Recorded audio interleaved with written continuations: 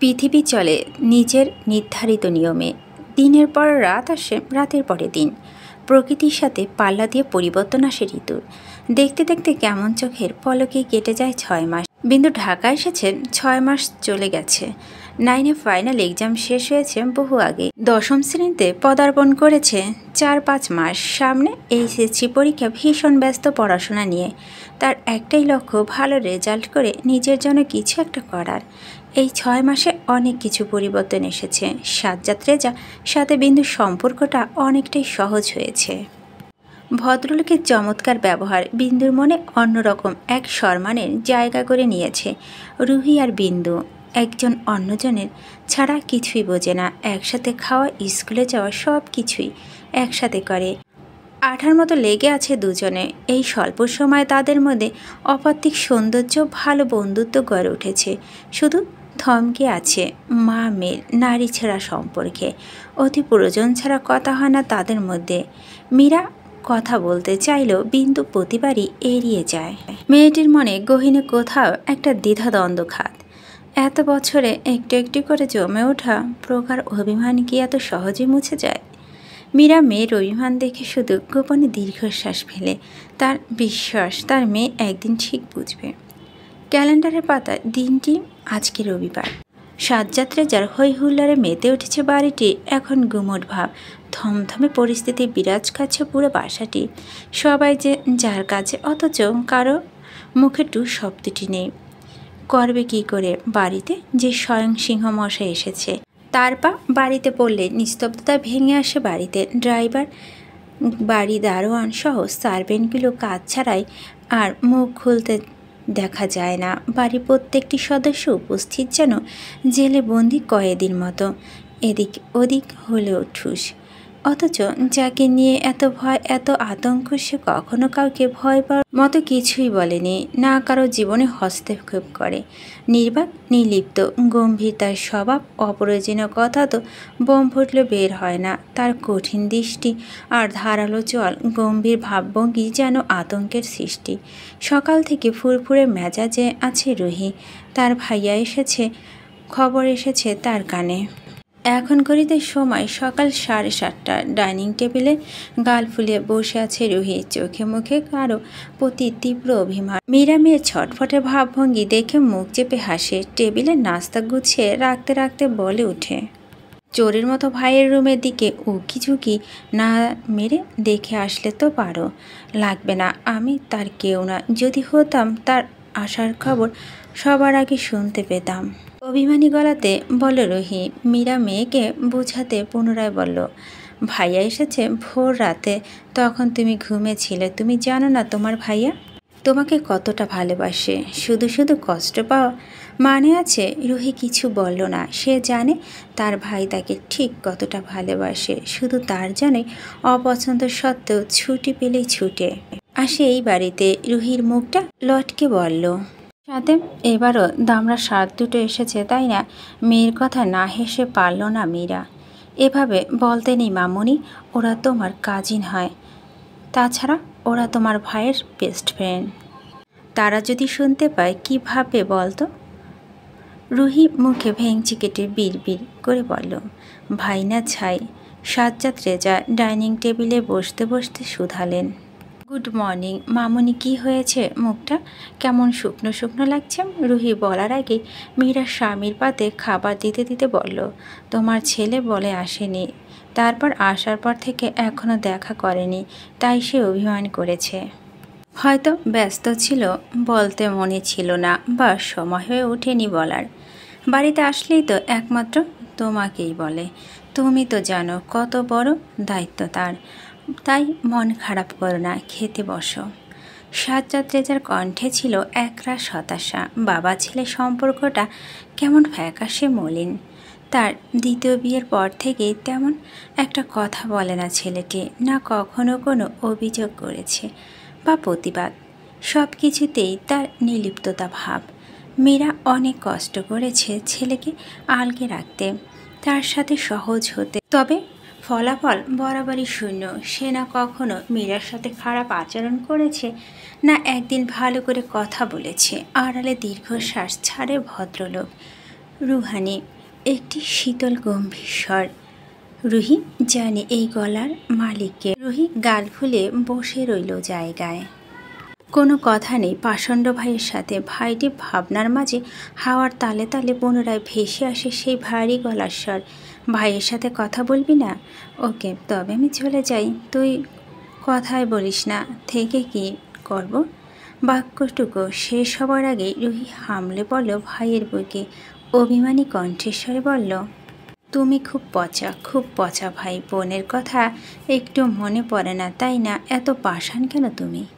সঙ্গে সঙ্গে শোনা গেল ভারী স্বরটি। সে বোনের মাথা হাত বুলে আদর করে বলল, রাগ করিস না, ফোনে চার্জ ছিল না। তুই ঘুমিয়েছিলি তাই ডাকিনি। খাবার শেষে গার্ডেনে যাস, তোর পছন্দের ফুল গাছ এনেছি। মীরা একে একে সবাই খাবার দিতে লাগলো। সাজ্জাদ রেজা খাবার মুখে দিয়ে থেমে গেলেন। স্ত্রীকে উদ্দেশ্য করে বলল, মীরা, বিন্দু কোথায়? এখনও ওঠেনি নাকি? বেলা করে ওঠার অভ্যাস তার আছে, দেখো গিয়ে। ফুল গাছের কাছে পানি টানি দিচ্ছে হয়তো। ভদ্রমহিলার কথায় রুহি উঠে দাঁড়ালো। বিন্দুকে ডাকার উদ্দেশ্যে পা বাড়াতে বলল, তুমি খাও পাপা, আমি ওকে ডেকে নিয়ে আসি। রুহি পা বাড়াতেই চোখ পড়ল বিন্দুর দিকে। গুটি গুটি পায়ে সিঁড়ি বেয়ে নেমে আসছে। রুহি ওকে দেখে বলল, এই তো এসে পড়েছে ফুলের রানী। রুহির কথায় সাধারণত সকলে চোখ পড়ল সিঁড়ির গোড়া। অমনি পুরুষালিত খুসখুস কাশিতে কাঁপিয়ে তোলে পুরো ডাইনিং রুম। মীরা তড়িঘড়ি করে পানির গ্লাসটা এগিয়ে দিয়ে কিছুটা অস্থির হয়ে বলল, কি হলো সাদি? নাও নাও, পানি খাও। বেচারা সাদি আকস্মিক বিন্দুকে দেখা মাত্র মুখে রুটি ভাজি নিয়ে বিষম খেয়ে অবস্থা কাহিল করে ফেলেছে। মারিত কেবল পানি নিয়েছিল মুখে। বিন্দুকে দেখেই সঙ্গে সঙ্গে ছিটকে বেরিয়ে এলো মুখে পানিটুকু। অন্যর তীক্ষ্ণ দৃষ্টি এখনও সিঁড়ি পেরিয়ে আসা বিন্দুতে। তার তীক্ষ্ণ দৃষ্টি আওড়ালে যেন এক টুকরো অনাকাঙ্ক্ষিত আর অবাকতার চোট। সাদি মারিত বিস্ফোরিত হতকম্ব নেত্রে তাকিয়ে আছে বিন্দুর দিকে, যেন তারা কোনো কঠিন হিসেব কষতে ব্যস্ত। খাবার টেবিলে অচেনা পুরুষ দেখে কপালে ভাঁজ পড়ল বিন্দুর। এ বাড়িতে পুরুষ বলতে শুধু সাজ্জাদ রেজা। তাহলে এরা আবার কারা? কোথায় থেকে এলো এরা? অস্বস্তিতে মাথার কাপড়টা আরও একটু টেনে নিল বিন্দু। গুটি গুটি পায়ে সাজ্জাদ হোসেনের পাশের চেয়ারে বসল। সব সময় রুহির পাশে বসে, তবে তার পাশে অচেনা পুরুষ দেখে বিপরীত সাইডে বসেছে। মনে কৌতূহল থাকলেও চেপে গেল মেয়েটি। ভাবছে হবে হয়তো তাদের কোনো আত্মীয় স্বজন। তাছাড়া রুহির হাস্যজ্জ্বল মুখশ্রী দেখে এরা যে কাছের কেউ এটা বলার উপেক্ষা রাখে না। বিন্দু গুরুত্ব দিল না। বিন্দুকে দেখেই সাজ্জাদ রেজা চমৎকার হাসলেন। মেয়েটিকে দেখলেই তার মায়া জাগে কেন, কিসের জন্য জানে না। সে বড্ড আপন মনে হয় তার কাছে। মীরার অংশ তাই। নিজেকে করা প্রশ্ন উত্তর পায় না সে। নিজ হাতে মেয়েটির থালায় রুটি ভাজি তুলে দিতে দিতে বলো, গুড মর্নিং আম্মু, কেমন আছেন আপনি? এটা প্রতিদিনের রুটিন সাজ্জাদ রেজার। বিন্দু মুচকি হেসে বলেন, শুভ সকাল। আলহামদুলিল্লাহ ভালো, আপনি? আছি আলহামদুলিল্লাহ। আপনাদের হাসি মুখ দেখে খারাপ থাকতে পারি কি করে বলুন তো? সাদি মারিত চক্ষু যুগল বড় বড় করে তাকিয়ে আছে বিন্দুর দিকে। তারা কিছুতেই কিছু মেলাতে পারছে না। তারা কি আদৌ সত্যি দেখছে নাকি তাদের মতিভ্রম ঘটেছে? বুঝে উঠতে পারছে না। সাদি ঘন ঘন চোখের পলক ফেলে সামান্য ঝুঁকে পড়ে অর্ণবের দিকে। কণ্ঠে খাদের নামে ফিস ফিস করে বলল, ভাই, আমি যা দেখছি তুমিও কি তাই দেখছো? অর্ণব কিছু বলল না। নিজের মতো করে খেয়ে যাচ্ছে, যেন এসবে তার কোনো মাথা ব্যথা নেই। অন্যের থেকে কোনো উত্তর না পেয়ে সাদি মারিদের কানে বলল, ভাই, এ আমি কি দেখেছি?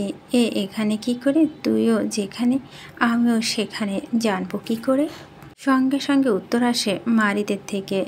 সাদি বিড়বিড় করে বলল, এই মেয়ের জন্য আমার হায় হুতাশ করি, আর এই মেয়ে তো দেখি স্বামী ছাড়াই শ্বশুরবাড়ি উঠে পড়েছে। ওদের জল হাঁ হয়ে তাকিয়ে থাকতে দেখে কপালে ভাঁজ পড়ল সাজ্জাদ রেজার। না জানার ভান করে সাদি আমতা আমতা করে জিজ্ঞেস করে ফেলে, এই মেয়েটাকে তো চিনলাম না মামা, কে ইনি? আমার মেয়ে, তোমার বোন সাজ্জাদ রেজার কথা ললাটে ভাঁজ পড়ল সাদির। সাজ্জাদ রেজা হচ্ছে তার আপন বড় মামু, মামুর মেয়ে, আর সে জানে না হাউ ফানি। রুহি গদগদ কণ্ঠে অর্ণকে বলে উঠল, তোমাকে বলেছিলাম না ভাইয়া আমার বন্ধুর কথা? এই হচ্ছে আমার বোন প্লাস বন্ধু দুটোই। রুহির কথা শেষ হতে মীরা বলে উঠল, এটা হলো বিন্দু, আমার মেয়ে বিন্দুকণা। এটা হচ্ছে তোমার বড় ভাই, সালাম দাও তাকে।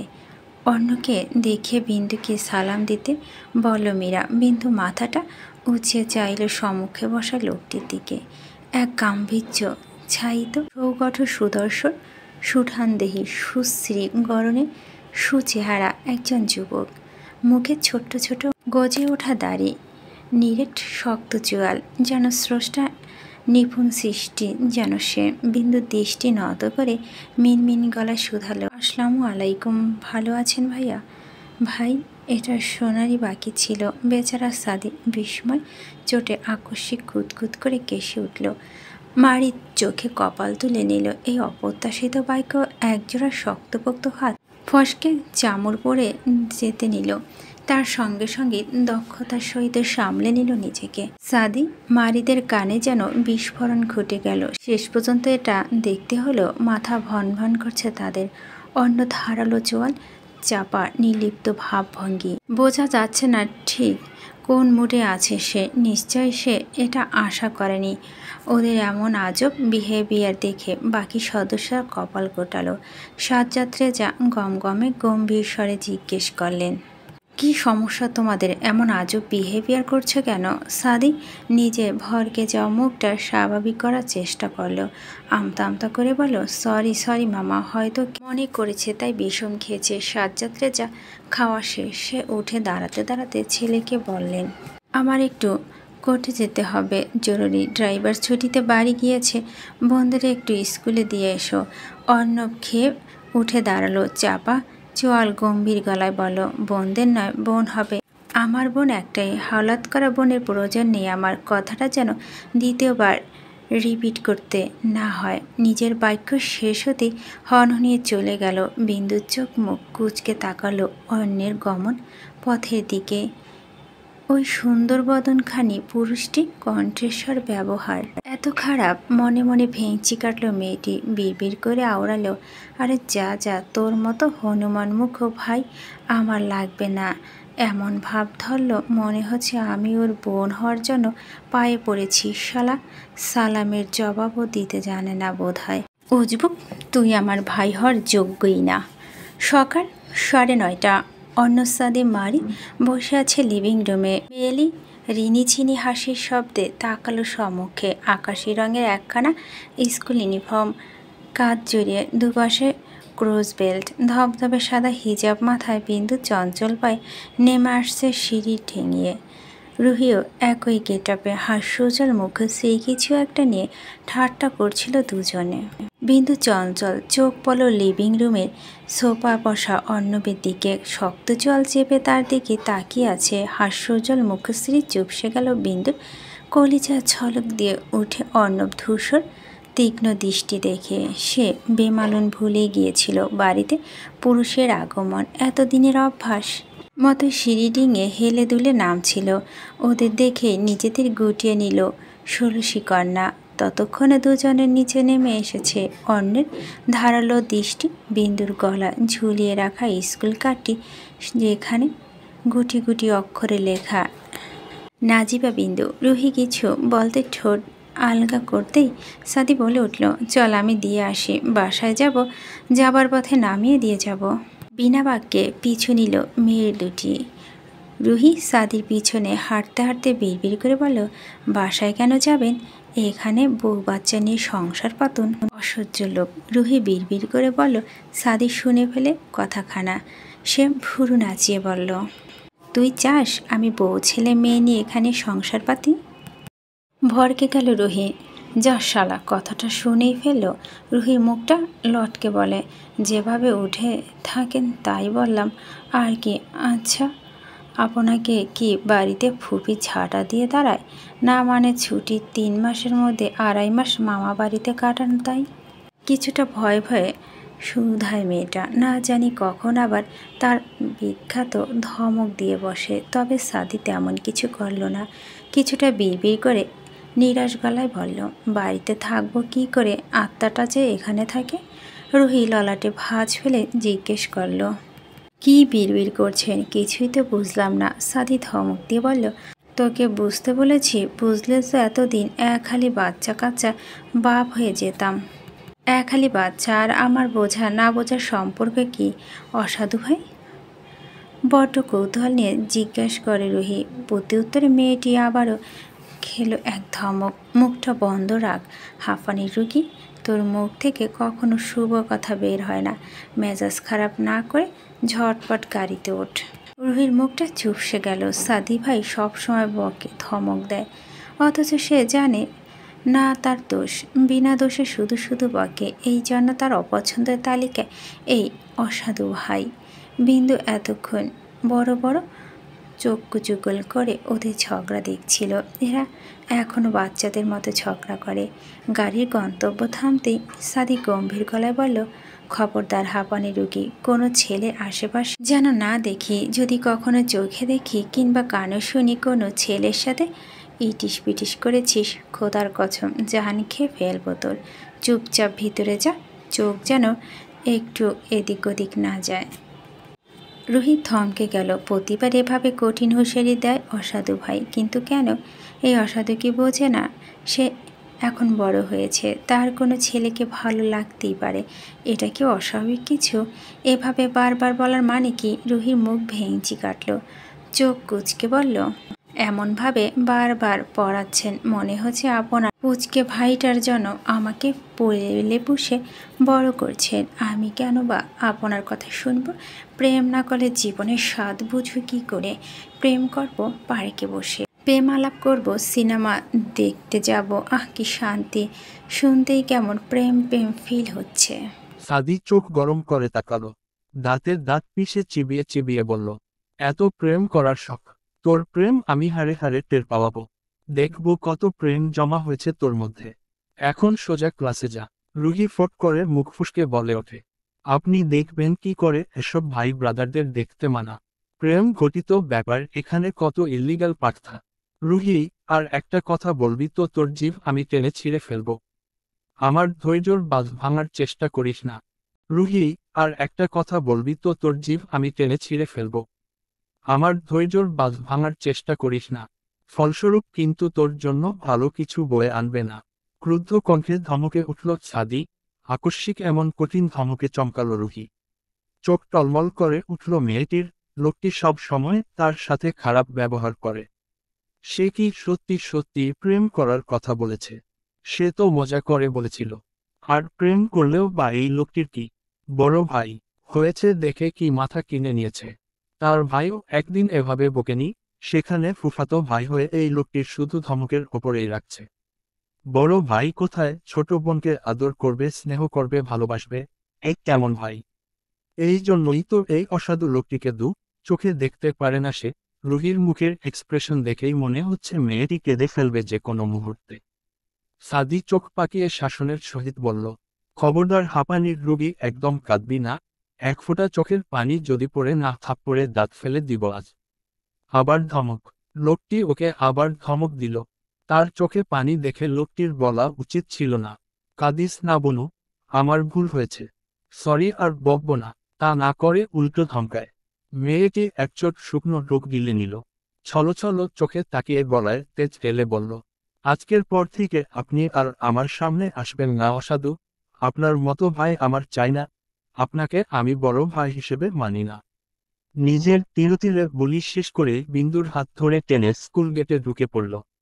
বিন্দু শুধু বেকুবের মতো চেয়ে চেয়ে দেখেই গেল। সাদি কপাল কুঁচকে তাকিয়ে রইল রুহির প্রস্থান পানে। গাড়ির হুইল ঘুরাতে ঘুরাতে বিড়বিড় করে আওড়ালো, তোকে ভাই মানতে কে বলেছে হাঁপানি রুগী? আমিও তো তাই চাই। ক্লাসমেট বৃষ্টির সাথে ভালো বন্ধুত্বপূর্ণ সম্পর্ক গড়ে উঠেছে রুহি আর বিন্দুর। মেয়েটি খুব ভালো এবং চঞ্চল। স্কুলে আসলে তাই বোরিং লাগে না মোটেও। ক্লাসের পাশাপাশি বেশ আমেজেই কেটে যায় স্কুল সময়টা। স্কুল টাইম শেষ, এখনো বাড়ির গাড়ি খানা আসেনি। ড্রাইভার নেই, কে নিতে আসবে জানা নেই দুই তরুণীরা। মীরার কঠোর নির্দেশ একা একা না যেতে। ভদ্রমহিলা বলেছেন স্কুল শেষ করে দাঁড়াতে, তাই গাড়ির অপেক্ষায় দাঁড়িয়ে দুই শশী। সাথে বৃষ্টিও দাঁড়িয়ে আছে। বিন্দুর দৃষ্টি দু কদম দূরে ওই কৃষ্ণচূড়ার ঢালে। মনে হচ্ছে হাত বাড়ালেই সে ছুঁতে পারবে ফুলগুলো। বিন্দু হাত উঁচিয়ে 2-3 বার লাফিয়ে পারার চেষ্টা করেও ব্যর্থ হলো। গাছটি বেশি উঁচু নাকি সে বেশি ছোট বুঝতে পারছে না মেয়েটা। হঠাৎ কেউ এসে একগুচ্ছ ফুল পেড়ে বিন্দুর হাতে ধরিয়ে দিল। সম্মুখে দাঁড়িয়ে আছে মেহেদী, বিন্দুর ক্লাসমেট। এছাড়া বৃষ্টির কাজিন ও হয়, সেই ক্ষেত্রে তার সাথেও বেশ ভাব আছে। বিন্দু হাতে ফুলগুলো নিয়ে মুচকি হাসল।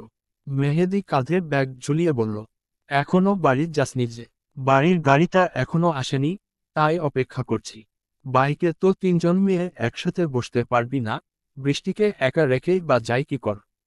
মেহেদীর কথা শেষ হওয়ার পূর্বেই বৈরী হাওয়ার মতো ভেসে আসে পুরুষালী গম্ভীর কণ্ঠস্বর। রুহি। আকস্মিক এমন কঠিন কণ্ঠস্বর কর্ণে পৌঁছাতেই বিন্দুর হাত ফসকে ফুলগুলো পড়ে গেল ধুলো ময়লার মাটিতে। বিন্দুর মনে হচ্ছে লোকটির কণ্ঠস্বর পৃথিবীর সর্বশ্রেষ্ঠ ভয়ানক। শুনলেই কলিজা কাঁপুনি তোলে তার। অর্ণকের দেখা মাত্রই হাসি ফুটে উঠল রুহির ঠোঁট ছুঁয়ে। চপ্পল পায়ে এগিয়ে গেল ভাইয়ের কাছে। প্রসারিত গলায় বলল, তুমি এসেছো ভাই? এত দেরি করলে কেন? অর্ণব গাড়ি স্টার্ট করতে করতে গম্ভীর গলায় শুধায়, একটি ইম্পর্ট্যান্ট কাজে ছিলাম, উঠে বসো জলদি। অর্ণব বলার আগেই রুহি ইতিমধ্যে পিছনের সিটে উঠে বসে পড়েছে। বিন্দু গুটি কয়েক কদম দূরে ছিল। মেয়েটি ধীর পায়ে এসে বসল রুহির পাশে। গাড়িটি বাড়ি থেকে বিপরীত সড়কে চলতে দেখে রুহি জানতে চাইল, আমরা কোথায় যাচ্ছি ভাইয়া? ফুপির বাসায়। ফুফুর বাড়িতে যাচ্ছে শুনে বড্ড খুশি হলো রুহি। তবে অসাধু ভাইয়ের কথা মনে পড়তেই হাস্যজ্জ্বল মুখশ্রীটি চুপসে গেল মেয়েটির। মনে মনে ভাবল, ব্যাটার সামনে না পড়লেই ভালো।